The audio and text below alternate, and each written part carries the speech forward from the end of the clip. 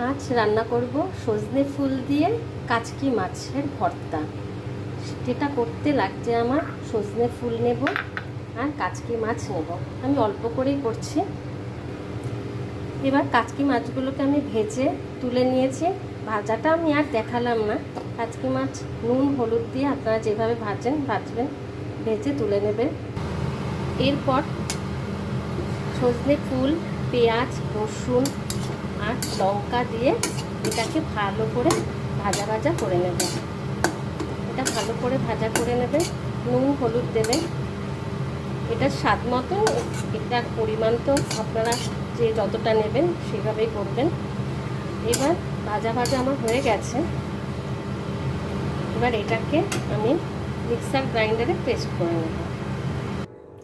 আমি মিক্সার গ্রাইন্ডারে নিয়ে নিয়েছি। এবারে একটু জাস্ট পেস্ট করে নেব, খুব করব না, মিহি। দেখুন হয়ে গেছে। এবার আমি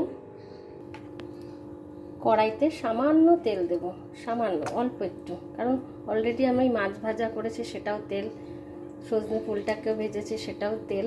আর এইটা জাস্ট আমি একটু নাড়বো, তার জন্য আমি এখানে একটু কালো জিরা দিয়ে নেব। কালো জিরা ফোড়ন দিয়েছি, একটা শুকনো লঙ্কা দিয়েছি,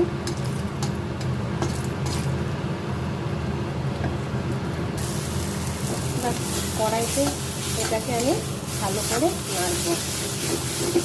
সামান্য একটু মিষ্টি দেব, অল্প স্বাদ অনুযায়ী।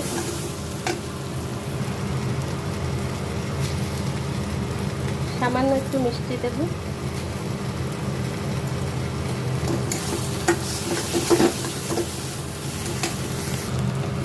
এবার আমি মাছগুলো দিয়ে দিয়েছি, ভালো করে এবার নাড়ব।